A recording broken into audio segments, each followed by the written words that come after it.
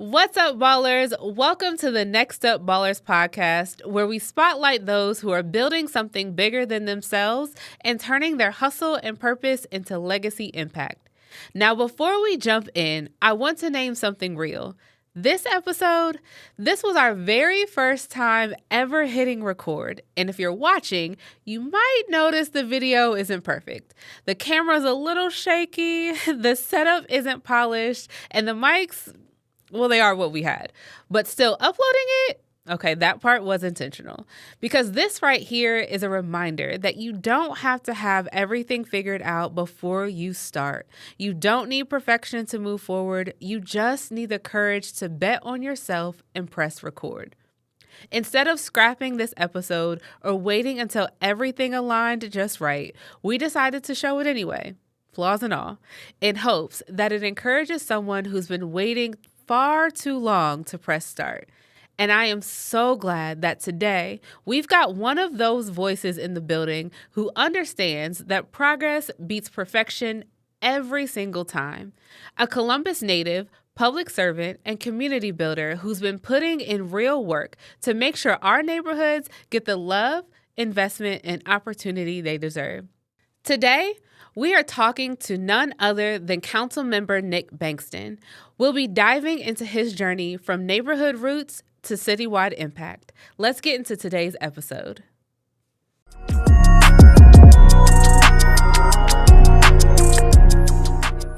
Welcome to the show, Nick. Well, thanks for having me, Christian. I'm so excited. I'm the first one. The first. This is a lot of pressure. No pressure. I think it is a lot of pressure. This is easy for you. It's a big deal. Yeah. And it helps because we actually know each other. So it's just kind of like us having a conversation with cameras. So that means that you're going to be tempered in your questions. It means I'm going to expect the honesty that you usually give in our normal conversations. Okay, I got it. Yeah, I got it. Cool. All right, you ready? Yeah. The first one's really easy. Okay. What does legacy mean to you? Honestly, for me, legacy is about individual impact. It's not about the titles that I will hold. It's not about if a building is named after me, but it's about how I make people feel. Yeah. If someone said that their life was changed or that I departed some type of nugget in them to make them think or look differently, that's what legacy is to me. That's, how I define it, but also now being a dad, what legacy is to me is Xavier and Isaiah, my two sons, who will carry on that last name. But more importantly, I want them to also carry on that same spirit of when we interact with each other, those can be lasting impressions. And you never know what kind of impact you'll have on somebody. Yeah, more than any potential policy, more than any, again, type of title that you'll hold. The impact that you have when you interact with your fellow human being. I think that's what truly is legacy, is that once I'm gone, if a building is named after me, once that building is gone, it's the memory that people have of you that lives on far beyond, I think, your title or what you accomplish. Yeah, what you're leaving behind. You didn't mention building twice. You're making me think you actually want a building named after you. Bankston. The Bankston building? No, we'll see.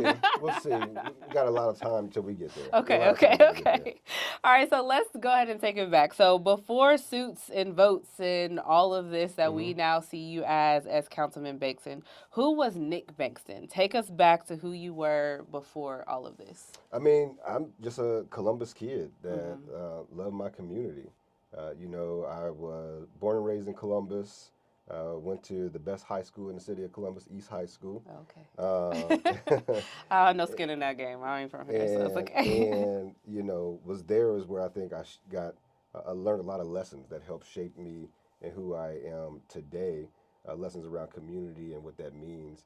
And so for me, I was always someone that was always been community-minded, someone who had always thought highly of the place that raised me, knew I would give back in some way. I didn't think that would necessarily be elected office. But yeah, I mean, just a Columbus kid through and through, and I feel like I still am that Columbus kid, but I'm just growing up now with a city that's continuing to grow. To grow with you. Yeah, I think, when you think about community and growing up with the community, there's a lot of, although you may not have thought that you were going to be Councilman Bankston, there was something, whether you realize it or not, that was planted in your mind back then. Let's talk about, community and neighborhood. So when you think about, the energy that just kind of surrounded your neighborhood when you were growing up? Who were the people or the moments that shaped the way that you see community, right? Like Yeah. who implanted those early seeds that just say like, I really love it here. Yeah, I mean, honestly, my dad. Mm. My dad is one of my biggest heroes. Some of the lessons that I still live by today that he taught me, basic, simple stuff, right? Like, all a man has is his word, Mm. right? And you keep your word.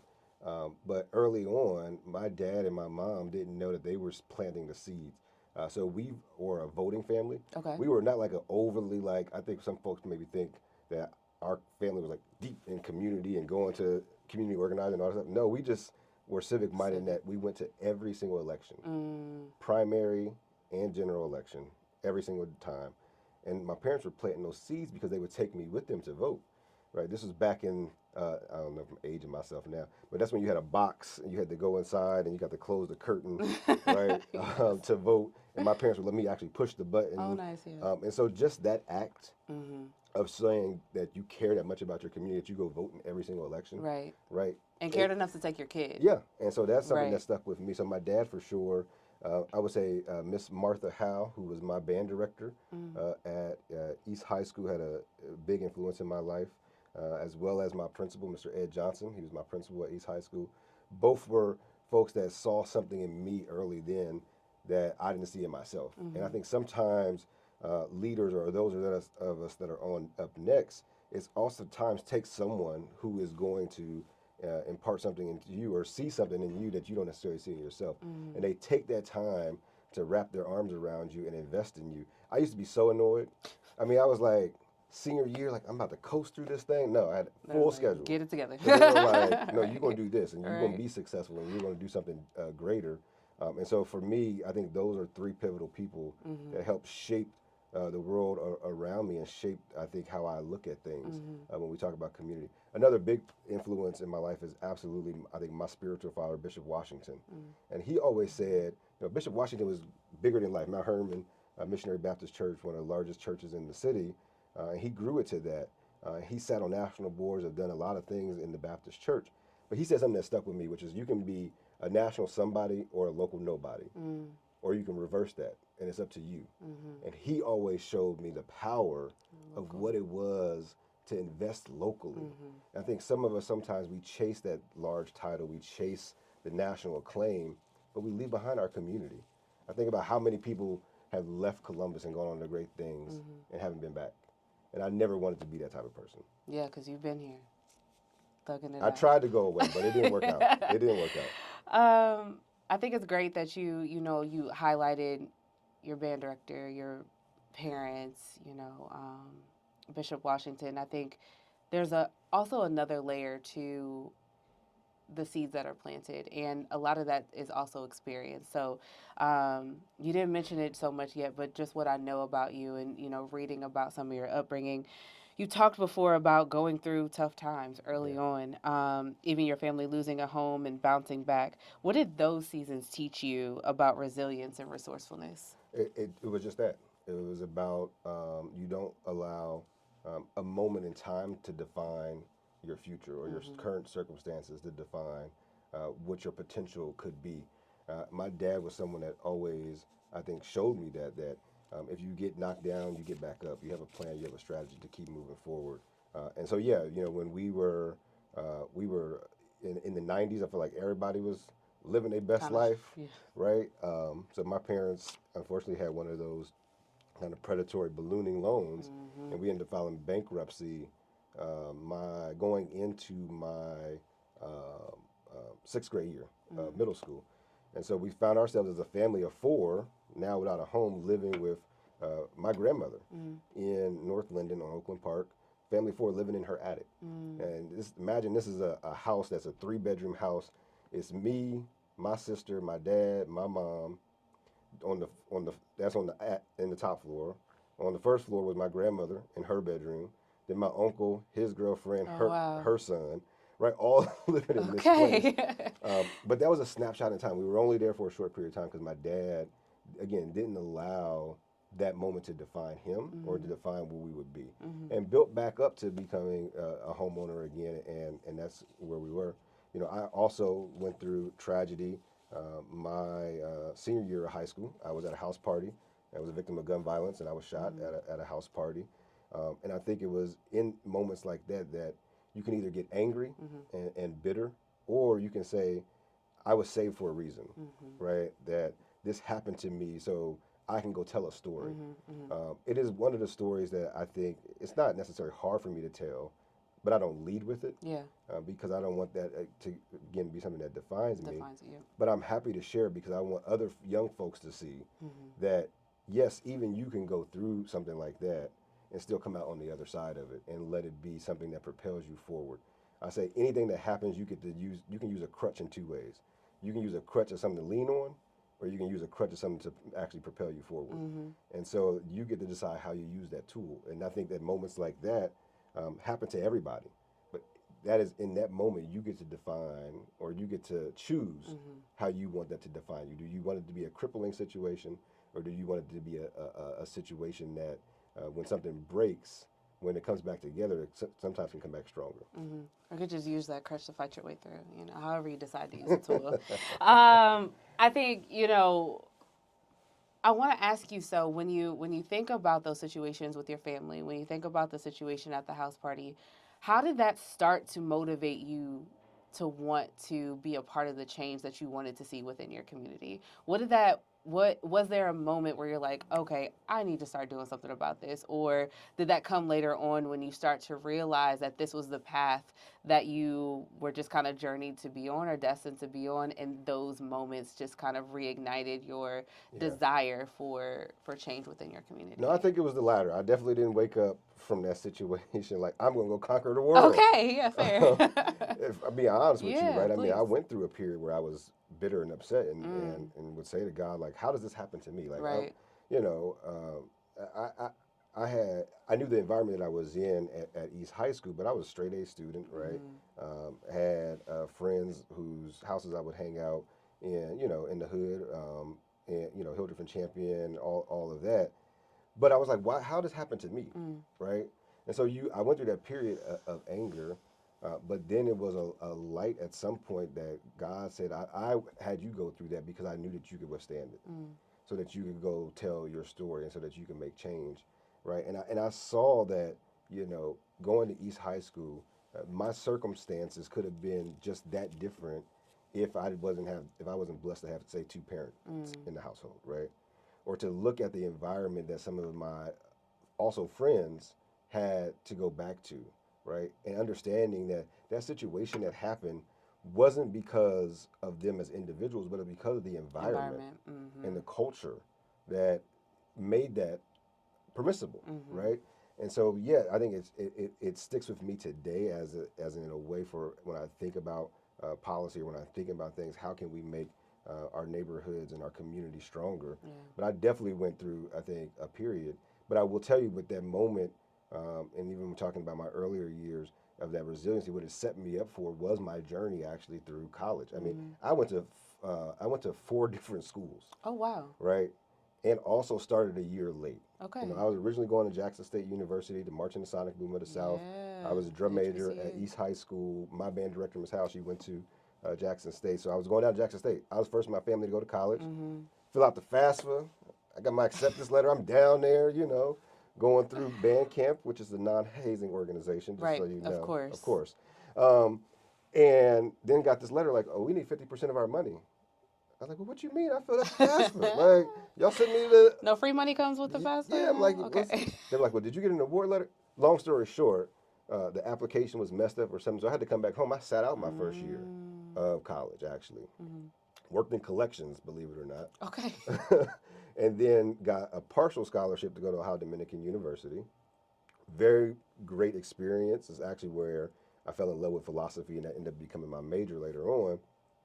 But it was very expensive, so I learned really quickly what private liberal arts schools cost. Yeah. So applied to transfer to Ohio State, got in, but at that time, Ohio State was actually on quarters. We were on semesters. So I did an in-between quarter at Columbus State before going to Ohio State and finally graduating. But that resiliency muscle, right, and what God had prepared me for showed up in that moment. And still does to this day, right? Because, again, you can have a strategy, you can have a plan, But if you don't build resilience and build that muscle of flexibility and learning how to pivot, then you can get stuck real quickly. Because where you want to get to and what you have in your head, you can get there. Yeah. But some of us sometimes think it's a linear path, and sometimes the path will take you in different directions. Question is, are you still looking at the final destination? Yeah. And how you get there doesn't matter. Yeah. No, that's good. I resonate with that so much because, and I think a lot of people, if they leaned into understanding that their path is never going to be linear, and it more than likely will never look like anything that you ever thought it was going to look like, I think more people will start appreciating the journey more than feeling as though, they're behind, or, they should be further along their journey, and they're not. And that comes from too, like, you know, be you. Don't be anybody else. Don't look at somebody else or think about your age and think I should be so much further along or I should do X, Y, and Z. What is meant for you is meant for you. And in the time frame. Yeah, exactly. Yeah. Exactly. One of the best quotes I've ever heard was stop comparing your 9 weeks to somebody else's 9 months, right? And if you think in regards to like pregnancy, like if you were to have this baby at 9 weeks, how immature would it be? How non-developed would it be? Whereas if you compare yourself to somebody who went through the process, who went through whatever their journey looked like, if you constantly are comparing yourself to them, what you are supposed to produce will not be sufficient. So when you think about this not being your journey, at what point did you realize like, oh, I'm next up? Right? So we think about the NxtUp Ballers podcast and that we're talking to those people who are legacy builders and those people who are taking this journey by the reins and realizing like, okay, I need to step up for my community, or I need to step up at my church, or whomever we have on the podcast. When did you realize like, this is my time? I think you were there with me, honestly, right? It was 2020. I think that it's not cliche to say that it was a year that changed a lot of our lives. But in 2020, I was president of Councilmember Young Professionals. You were serving on the board with me at the time. And I think it was as we were going through the unrest in downtown when I got a phone call to say, we're trying to hold this press conference to talk to our people about how do we have nonviolent protests. And when I stood on that stage as president of the Young Professionals next to like Stephanie Hightower, Kevin Boyce, Titans, right? Shannon Hardin was the president of the council at the time. I think even Joyce Beatty was on that stage. And what they said is that we're putting you guys out front because we want you to be the messengers. And we are standing showing that we are supporting you. And it was in that moment, I think, that it clicked for me, like, I'm called to this moment.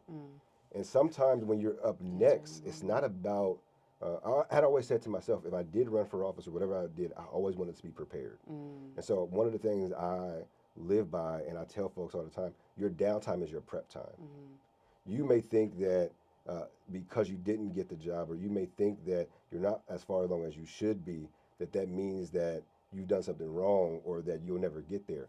No, use that quiet time, use that downtime to prepare yourself to be ready to step in, because when you're called, you don't get to go back to practice. Yeah, exactly. You gotta be ready. You gotta be. You can sit on the bench. We talking about the baller pad class and who's next. You can sit on the bench the entire season.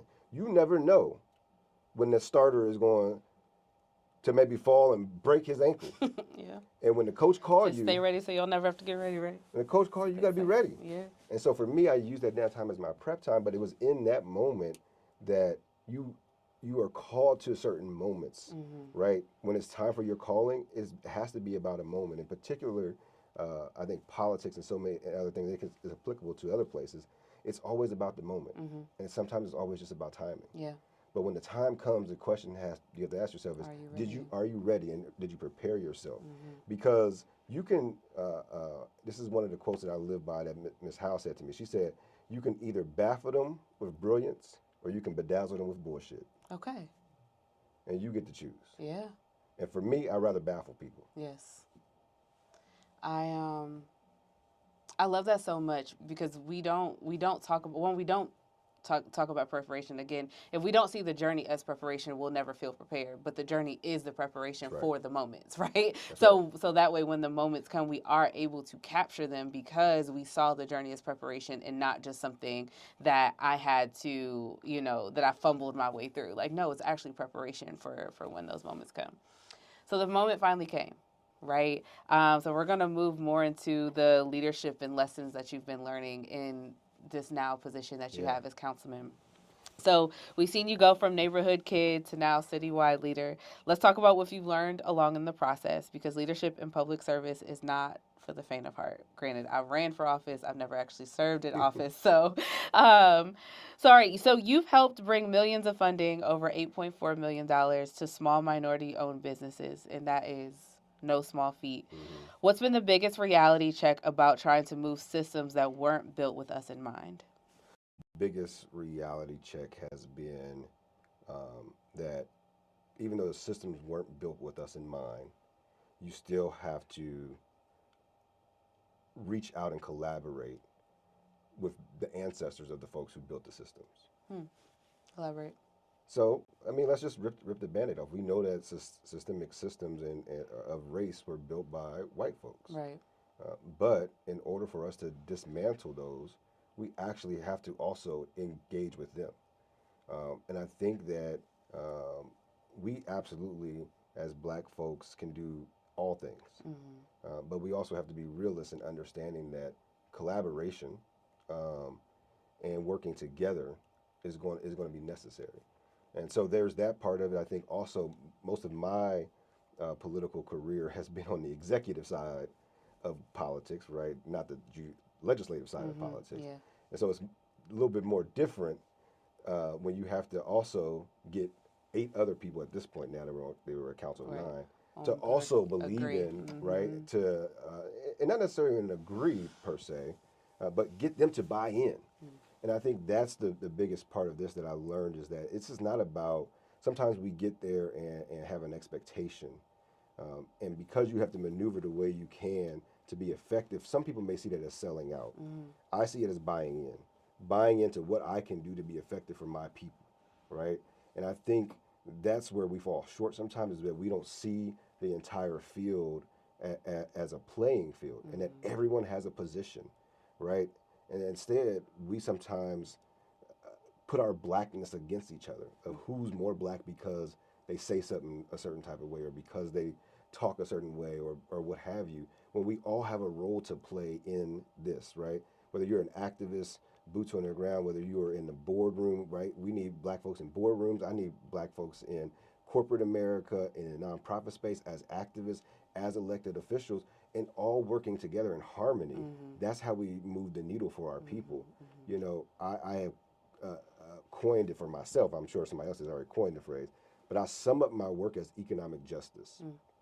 And I'm solely focused on removing barriers so that my people can not just simply thrive or be prosperous, all these buzzwords. I want my people to be wealthy, and I want them to be able to build wealth. And so that's what I'm focused on, right? Pathways to home ownership, pathways, removing barriers for entrepreneurs, pathways to wealth building. That doesn't mean that I don't care about social change, because that both are necessary. Yeah, for sure. And I ask folks all the time, if we get to a place where we do all the social change work and we get police reform and we do all these things, are our people in a place to actually be successful? Right. And the answer is no, because we don't have economic power. And so if we really want true political change, right, there's 2 ways you can do that. You can have social capital that influences politics. But to actually change and get things done in politics, you need economic power. And so until we have both, meaning social capital and the economic power, we're going to always be fighting. Yeah. And so we have to be able to do both, and we have to be okay with understanding that my language may not be your language, but we talk in the same language. Yeah. And right? money talks. Money does talk. Money talks. I mean, when we think about that, the economic piece is like not only building wealth, but also they have to also see the benefit for themselves when we talk about ensuring that, most specifically, the Black community is economically empowered in ways that is necessary. Um, so we have, pretty much talked about like this was not the path that you chose. And when we find ourselves in situations in the journey and this was not something that we chose for ourselves, we do kind of find ourselves fumbling our way and figuring it out as we go. Can you talk about a situation that in the fumbling, a situation that humbled you, right? And what you learned from the situation that may have not gone the way that would have been ideal, but the lesson that you learned in that moment. Man, that's a good one. We never want to talk about our failures, but we have to. Yeah. I mean, and I think that there's those situations always happen. Yeah. Right. They're inevitable. But I would say, I think one of them, for me, I should have given this one more thought. It's okay. No, honestly, I think one of them for me was the first time that I actually ran for office. So what many folks don't know is that before running for council, I ran for what is called Central Committee. And so our Democratic Party is made up of the Central Committee. There are actually people that get on the ballot, you get elected, right? I actually lost that race, right? And I think the lesson in that was understanding that the traditional path, or I think some of the tactics that you use, may not sometimes always work, and that you have to be willing to look at things and do things differently. And so I think that always sticks with me, because even though that's a small race, if you will, compared to a citywide election, it's still a race. Yeah. It's still a race. I mean, you know this. I mean, Yeah, right? all too well. And anybody who I think who signs up and puts their name out there, is that is something to be noteworthy. Yeah. Right. When folks raise their hands and want to say, "I want to serve my community," that is something that is still noble. And I think that this profession has gotten a bad rap because of what we see in Washington and the dysfunction that we see in so many state houses across the country.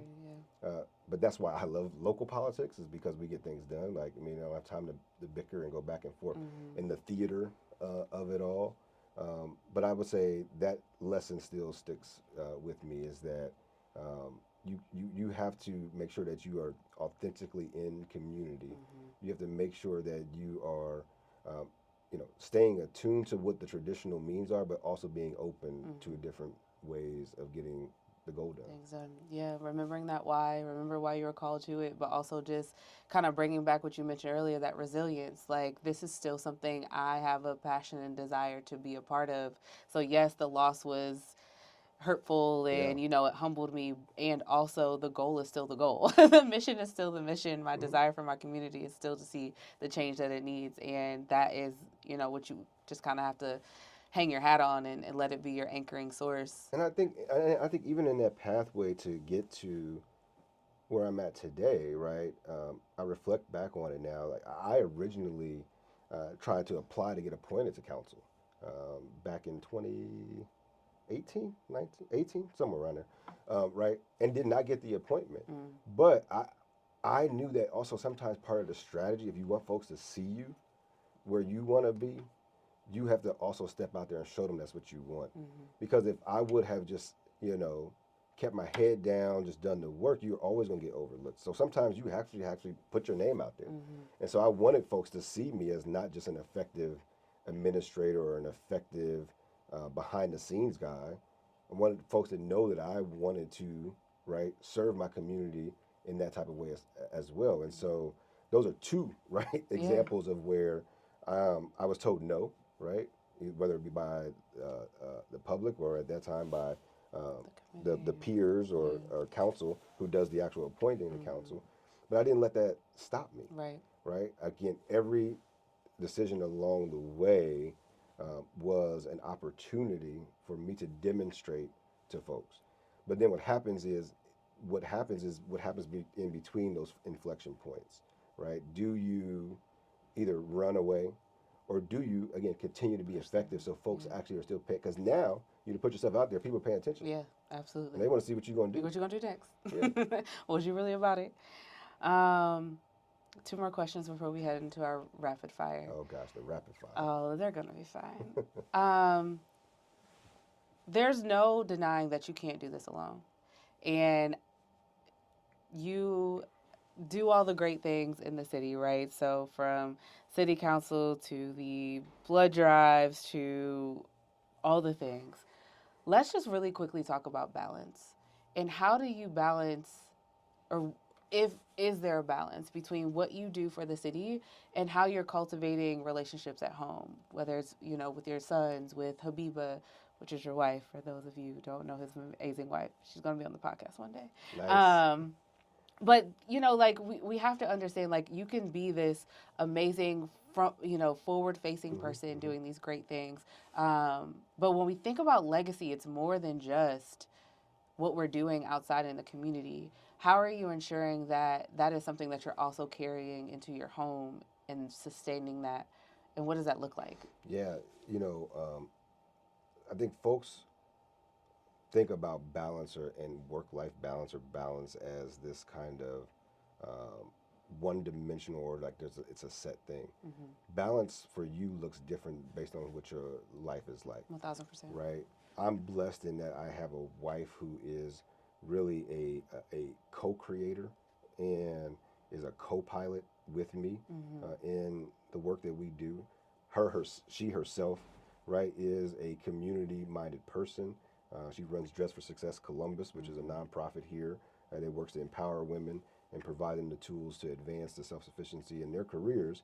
Right, so we're both just civic-minded people, so that helps a lot. Yeah. To know your why and to know your mission, I think in order to propel it, particularly if you are either married in a relationship, that partner has to have buy-in into it for it to really work successfully. Yeah.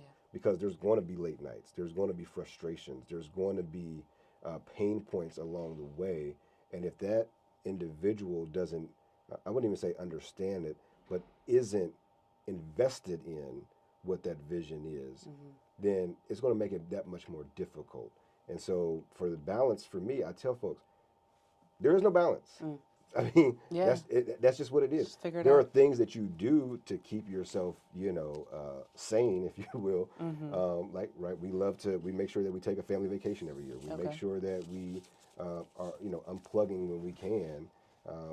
But it's not neat. Some days are much more balanced than other days. Some days are crazy, right? And you just flow with it, and you don't allow the stress that you're not showing up in one place 100% all the time. I think wear you down. You have to be able to do that. It is getting harder now as the boy, as Xavier gets older. He just turned 4. That now he's starting to see Daddy, why you got to go to work again? But now he's also at an age where I bring him with me. I was going to ask you, what does he think you do for a living? I have no idea. Okay. He just knows that I work downtown. Okay. Is what he says.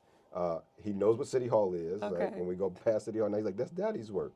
But it's also stressful for me because I have 2 jobs. I also work at Alvis Inc., which is a leading behavioral health and re-entry organization here in Columbus and really in the state of Ohio, working to provide pathways for folks that are coming from the prison system back into our communities, providing folks with second chances.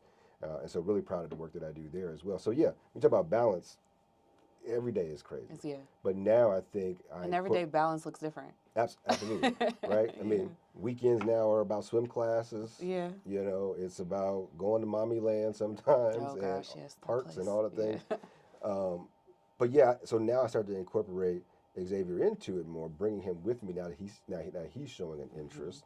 Of where are you going?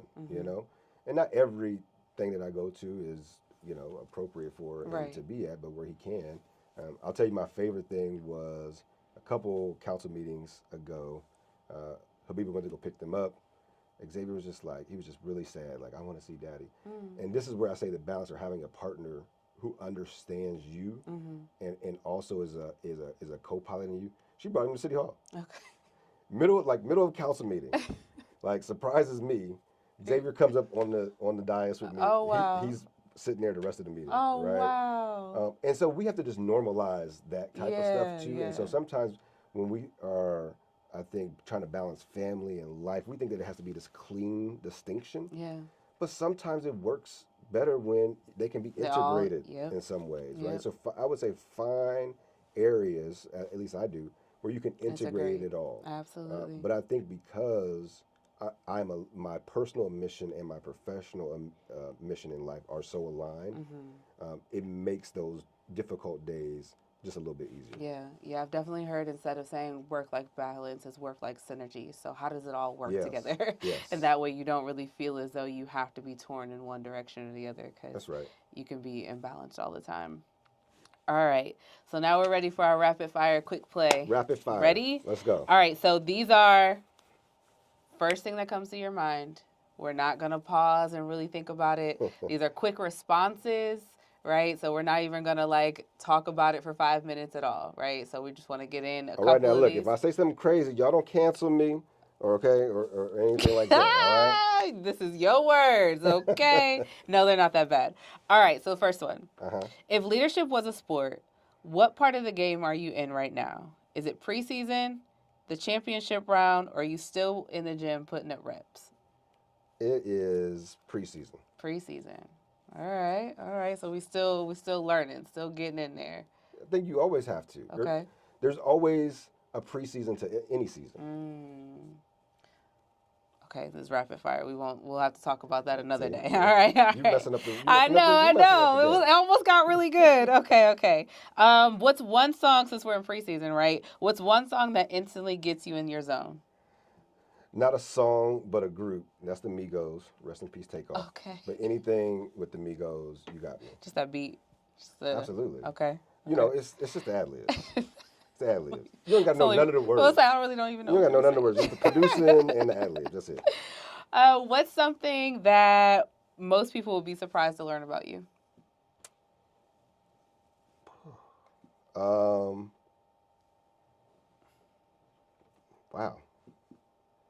I don't know. I'm pretty open book, so that's kind of hard.